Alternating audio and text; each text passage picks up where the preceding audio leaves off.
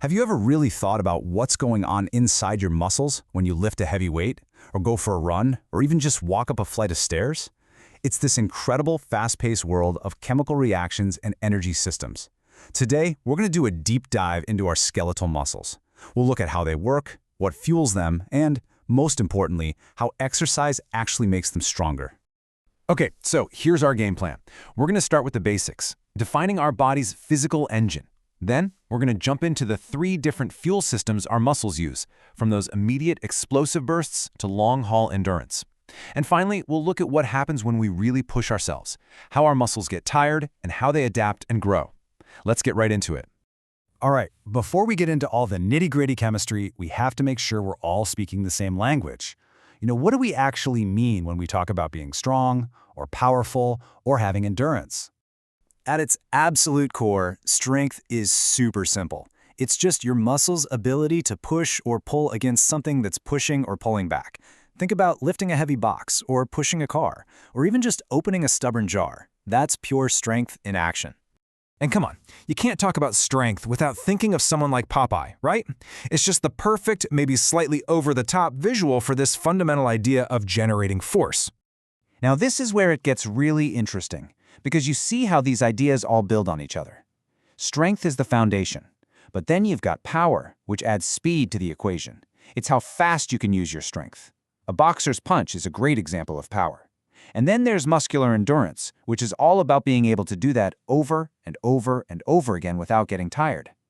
So where does the energy for all this come from? Let's take a look. So, picture this. You decide to sprint. What provides that immediate spark? Where does the energy for that very first explosive muscle contraction actually come from?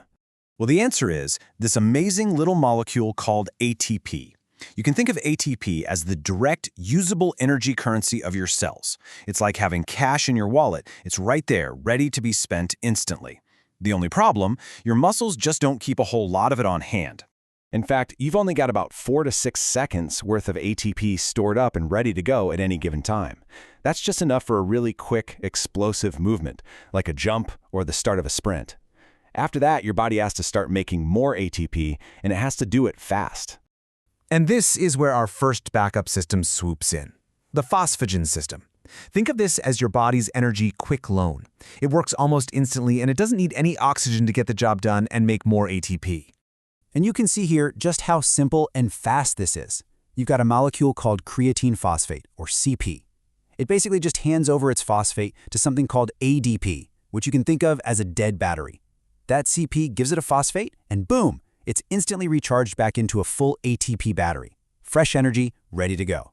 But here's the catch. Just like our tiny ATP stores, our supply of creatine phosphate is also really limited.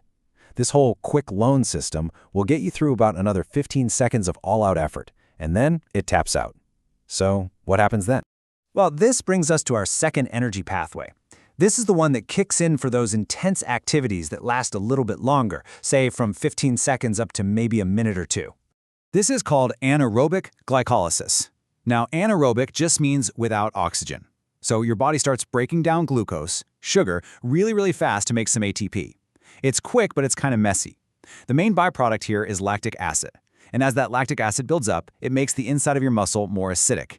That acidity, well, that's what you feel is that famous burn when you're pushing yourself to the limit. So here's the crucial trade-off. You get energy really fast without needing oxygen, but it's not very efficient. For every single molecule of glucose you burn through this system, you only get a net gain of about 2 ATP molecules. It just can't last forever. So for anything that lasts more than a couple of minutes, from jogging around the block to running a whole marathon, we need a system that's way more sustainable and way more efficient.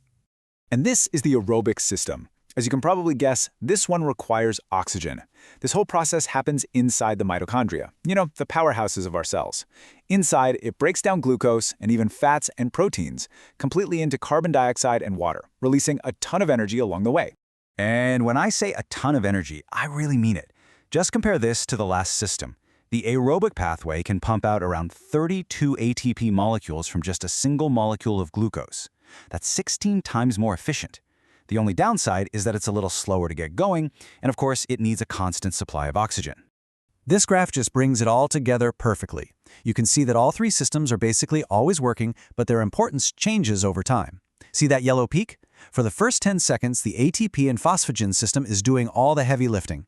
As it fades, that purple glycolysis system takes over for that short-term power, and then for anything longer, the blue aerobic system ramps up and becomes the star of the show. And this shows you how it applies in the real world. A 100-meter dash or a super heavy 1-rep max lift. That's pretty much all the phosphagen system. A 400-meter run, which is just agonizing, that's prime time for that glycogen lactic acid system. And a marathon, well, that is all about the aerobic system's incredible endurance. Okay, so now that we get how our muscles get their fuel, let's talk about what happens when we actually use them, when we train, when we get tired, and ultimately how we get stronger. We've all felt muscle fatigue. It's that point where your muscle just says, nope, I'm done, no matter how much your brain is screaming at it to go. It's caused by something called oxygen debt. Your aerobic system just can't keep up with the demand for oxygen. This forces you back to that messy anaerobic system, and that leads to all that lactic acid buildup. The acid literally changes the chemical environment inside your muscles, and at the same time, you're just not making ATP fast enough. It's that combination that leads to fatigue. So how do we get better? Well, through specific training. And you can really think of it as training for two totally different goals.